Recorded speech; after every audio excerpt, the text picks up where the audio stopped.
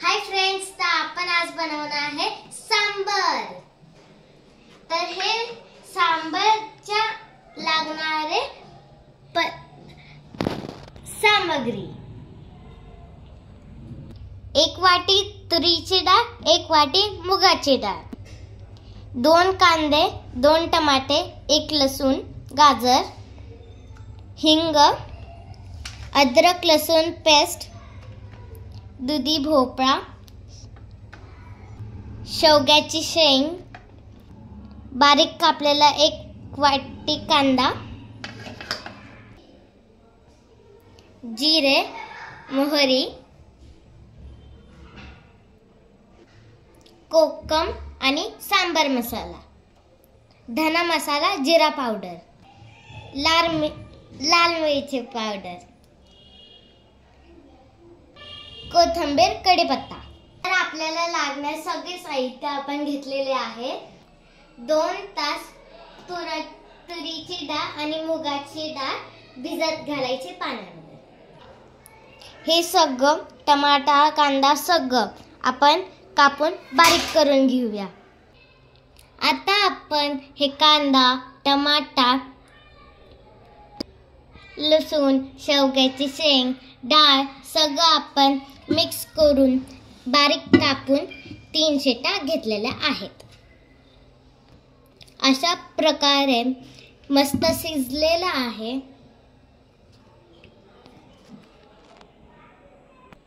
आता आपण सांबरला फोडणी देऊया। गॅस पेटवला।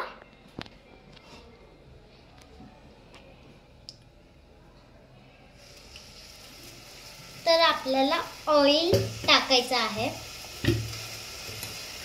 2 चम्मच फुल,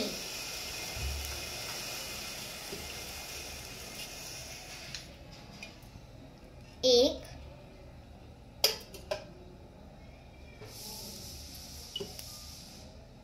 आणि हा 2,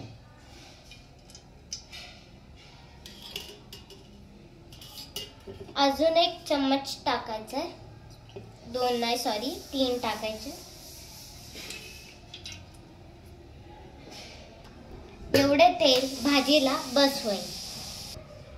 सगळ्यात आधी आपण यात हिंग टाकूया आणि कमी प्रमाणात हिंग टाकायचं आहे, नाहीतर भाजी कडवा होईल।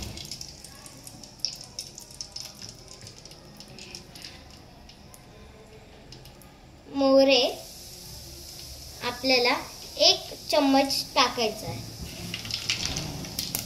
नंतर जिरे 1 चम्मच,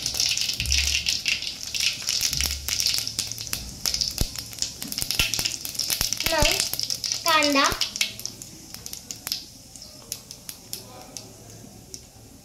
सॉरी कांदा नाही, कढीपत्ता,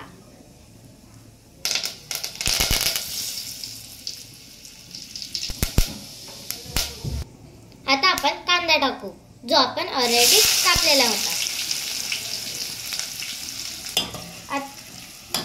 आता आपण ह्याला हलवून घेऊ। आपण अद्रक लसूण पेस्ट उशिरा का टाकायचा आहे, कारण अंगावर उडेल। पहिला आपण कांदा टाकला होता।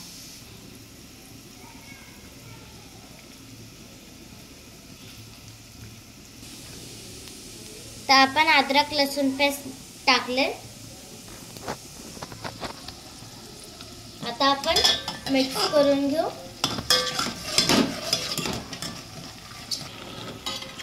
ह्याला हलवून घ्यायचे नाही।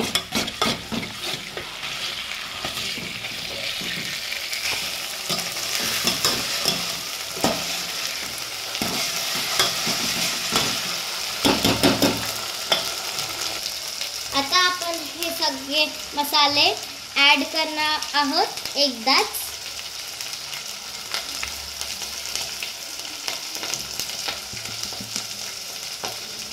आता आपण पटापट मिक्स करून घेतला।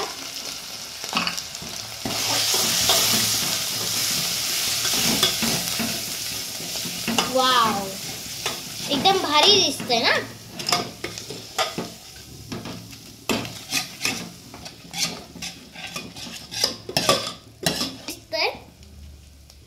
बघा तुम्हीच, लय भारी दिसेल.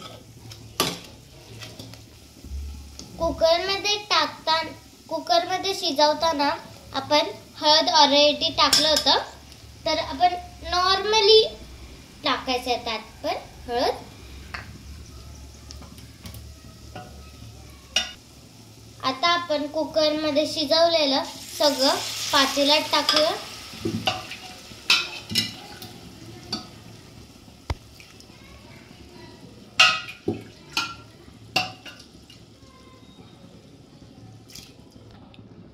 आता आपण हे सगळं टाकून घेतलं. आता याला आपण मिक्स करूया.